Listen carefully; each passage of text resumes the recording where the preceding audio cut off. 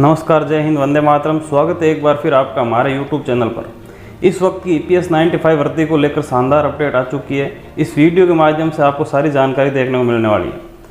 इससे आगे बढ़ने से पहले आप सभी से एक छोटा सा निवेदन है कि यदि आप हमारे चैनल पर नए हो तो चैनल को सब्सक्राइब कीजिए और साथ ही बेल आइकन को प्रेस कीजिए ताकि आपको आगे आने वाली वीडियो की नोटिफिकेशन मिल सके। तो चलिए शुरू करते हैं। पेंशनर्स को तोहफा, EPS 95 पेंशन में बढ़ोतरी, जाने कितनी पेंशन होगी। भारत सरकार समय समय पर अपने नागरिकों के लिए नई योजनाओं और सुविधाओं को लेकर आती है, खासकर पेंशनर्स के लिए जो अपनी सेवा के बाद आरामदायक जीवन की उम्मीद करते हैं। हाल ही में EPS 95 पेंशन योजना से जुड़े पेंशनर्स के लिए एक बड़ी खुशखबरी सामने आई है। सरकार ने इस योजना के तहत पेंशन में बढ़ोतरी का ऐलान किया है। इससे लाखों पेंशनर्स को सीधा फायदा मिलेगा। EPS 95 पर एक ऐसी योजना है जो संगठित क्षेत्र के कर्मचारियों को रिटायरमेंट के बाद वित्तीय सुरक्षा प्रदान करती है। अब इस योजना में संशोधन कर पेंशन राशि बढ़ाने का फैसला लिया गया है। चलिए विस्तार से जानते हैं इस योजना में क्या बदलाव है और इसका क्या लाभ मिलेगा और कैसे मिलेगा। EPS 95 यानी एम्प्लॉय पेंशन स्कीम 1995 EPFO द्वारा संचालित एक महत्वपूर्ण योजना है। इस योजना का उद्देश्य संगठित क्षेत्र के कर्मचारियों को रिटायरमेंट के बाद नियमित आय प्रदान करना है।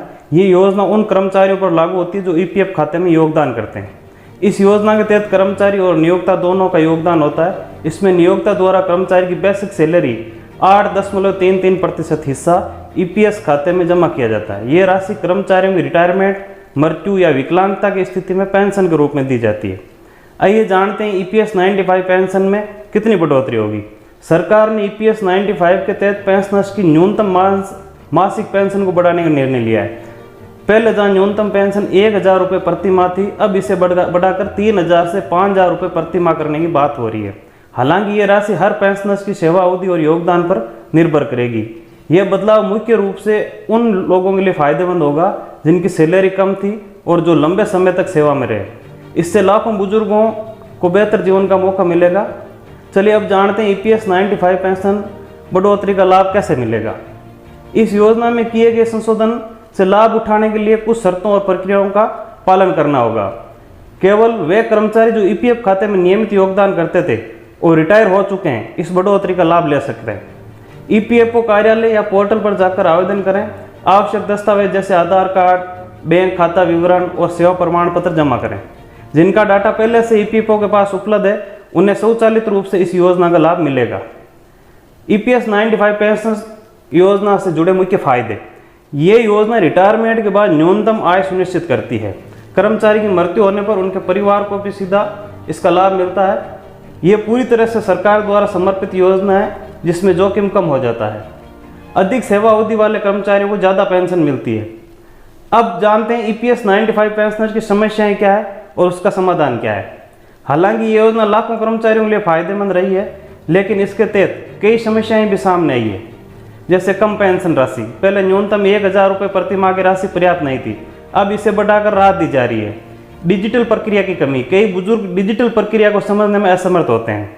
इसके समाधान हेतु EPFO ने हेल्पलाइन शुरू की है। कई लोगों को इसकी अधूरी जानकारी है। कई लोगों को इस योजना और इससे मिलने वाले लाभों की जानकारी नहीं होती। अब EPS 95 पेंशन इंक्रीज क्या सभी पर लागू होगी। पेंशन बढ़ोतरी का लाभ सभी EPS पेंशनर्स को नहीं मिलेगा। यह केवल उन्हीं पर लागू होगा जो ये शर्तें पूरी करते हैं। नंबर 1, EPF खाते में नियमित योगदान किया हो, सेवा अवधि उसने पूरी की हो, सभी आवश्यक दस्तावेज समय पर जमा किए हो, उन लोगों को ही मिलेगी। अब कुछ लोगों के प्रश्न है जैसे EPS 95 पेंशन कितनी बढ़ेगी, तो ये न्यूनतम 3,000 से 5,000 रुपये तक बढ़ सकती है। दूसरा है क्या सभी कर्मचारियों को इसका लाभ मिलेगा। केवल योग्य कर्मचारियों और उनके परिवारों को ही इसका लाभ मिलेगा। अब इसका आवेदन कैसे करना। आवेदन EPFO पोर्टल या नज़दीकी कार्यालय में किया जा सकता है।